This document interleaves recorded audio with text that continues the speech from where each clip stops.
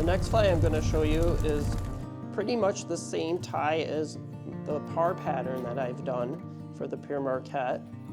It's basically the same tie, so it's a good thing to learn because you basically can get two flies in one.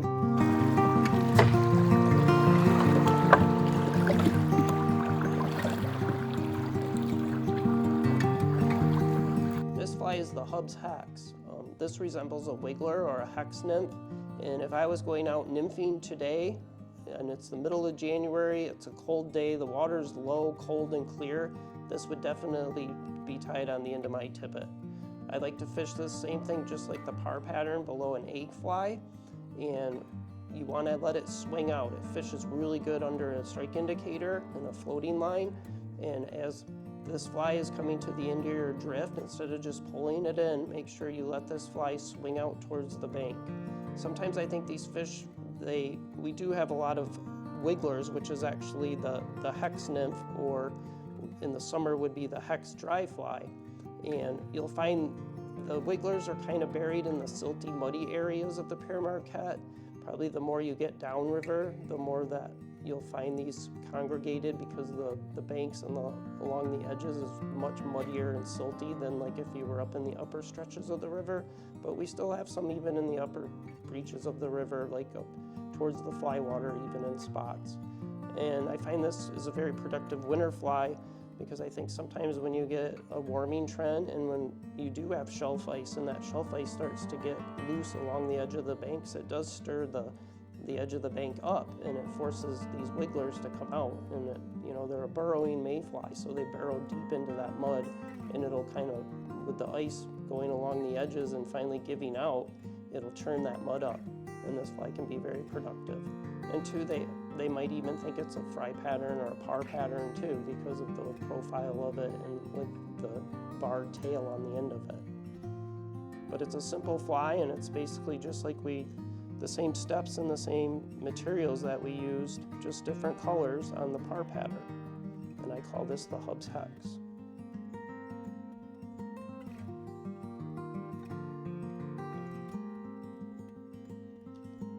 So for this fly, once again, we're going to use a 6 or a number 8 heavy wire, 1X strong and 1X long nymph hook.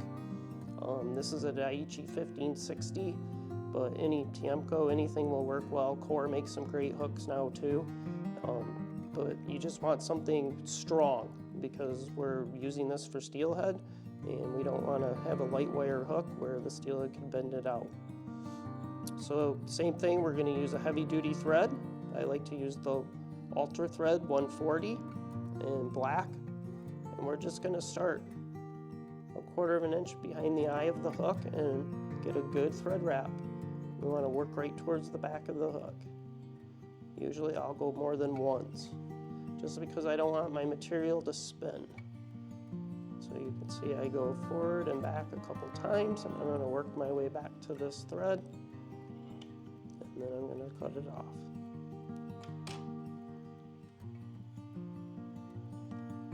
And just like my par pattern, we're going to use a grizzly marabou. This is tan. If you've ever seen a hex nymph, it's basically a wiggler. It has a lot of movement along the edges of it, and it's kind of a tan root beer color. A lot of guys use them for ice fishing. You can go to many bait shops and ask them, can I see a wiggler? And they'll actually have them at the bait shop, especially this time of year in the winter, because a lot of guys will use them for ice fishing. So same thing when you pick out a piece of marabou, we don't want it too big. I like to have, you can see how it kind of tapers down to these smaller fibers. And just like the fry pattern, I'm going to pull this right over the top of this fly. So just something kind of a medium size to small, not a big giant piece of marabou, because we don't want to overcrowd the hook.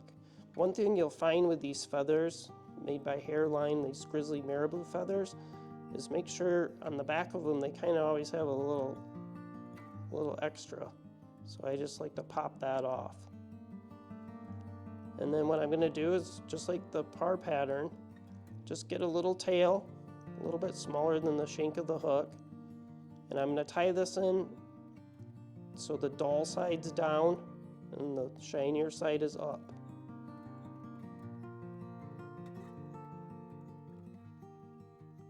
And just make a few wraps, just like so. And then I'm not going to cut this, I'm just going to pull this back and make a few wraps in front of it where I can start to make my body with the dubbing.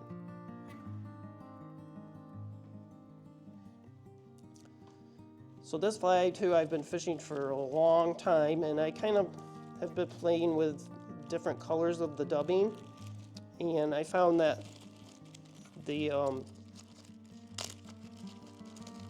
brown ice dub works really well. It almost has a little bit of kind of lavender hue to it, but it's kind of got that color of a wiggler fly. It's kind of a deeper brown. So that's what I'm going to use for the body, and you don't need much.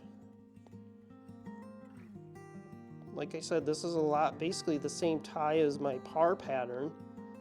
So it's pretty cool because you can, you know, basically in the same steps have two different flies to fish. And I'm going to do the same thing here. I'm just going to dub it on with my fingers because I don't really need much. And you can put wax on your thread. Some guys will do that, but you know, I tie these by dozens and dozens through the winter, so I don't do a lot of that stuff. I just get as many as I can to fill up my box because, as we all know, the PM has a lot of wood and I go through a lot of flies. So I'm just going to kind of taper it a little bit from the back towards the thorax, and we're going to do the same thing. We're just going to wrap the body, just moving towards the front.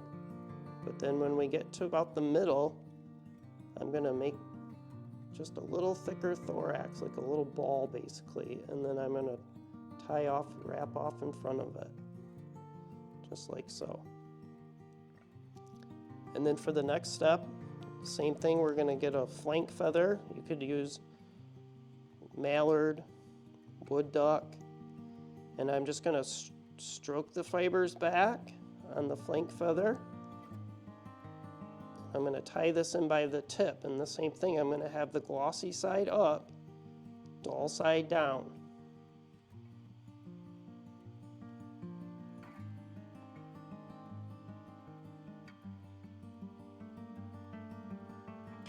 And then just snip off the tip.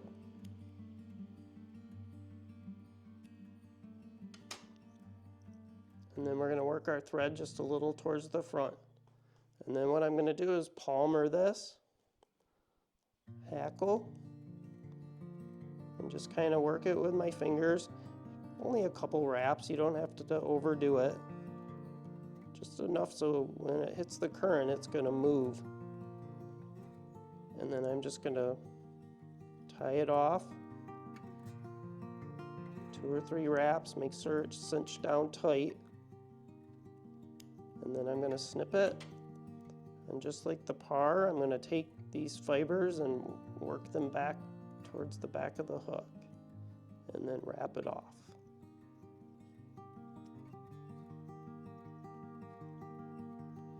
So at this point you have basically a wet fly, a nice soft hackle wet fly.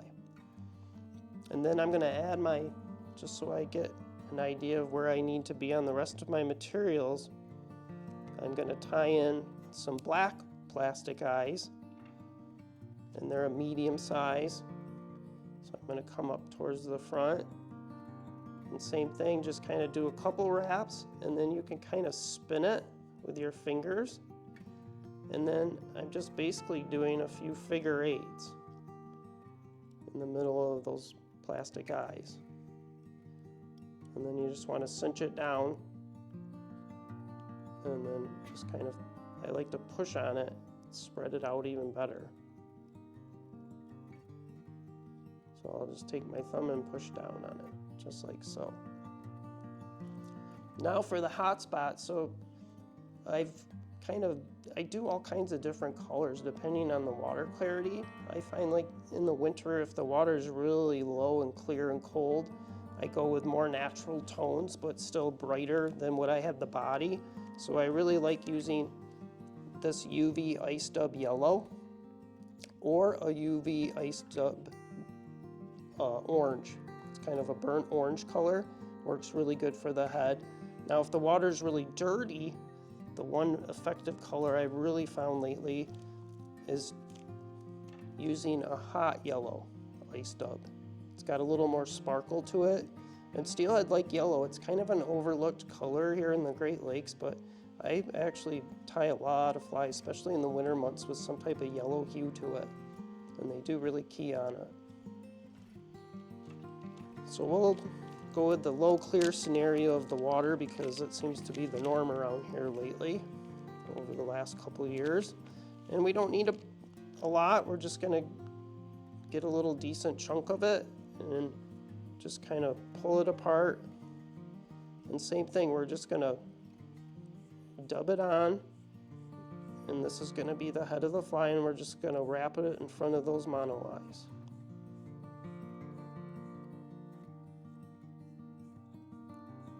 And we don't need a lot.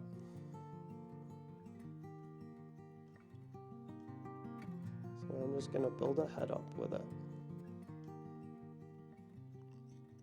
Just enough so it's kind of, so the eyes are sticking out and you can see the profile of them. You don't want to overdo it because then you're just going to end up covering up the eyes.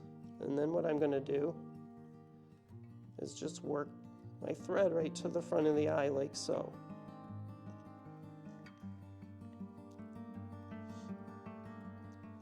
And then to finish it off, I'm going to take my fingers and kind of spread these fibers of the hackle apart a little bit so they're kind of flaying out on both ends. And then I'm going to take this marabou stem and I'm going to pull it over everything. And what I like to do is just take this excess feathers right off the stem so I can work with it a little bit better, like so. And then I'll just kind of push it down and give it a couple wraps. Cinch it down tight.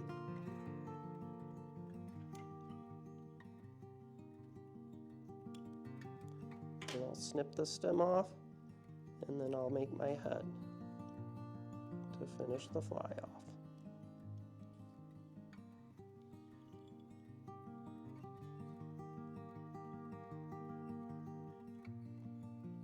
And a whip finish, and voila. So the cool thing about putting this marabou over the top is, like I was talking about earlier, the wiggler fly has a lot of moving gills along the edge of its body, and when the water hits this, it actually will flicker in the current, and it looks pretty realistic, just like a regular wiggler that you would buy at a bait shop or see in the water. And that's the Hubb's Hex. Another simple fly and very productive, and I've been using it since the early 2000s for steelhead and trout.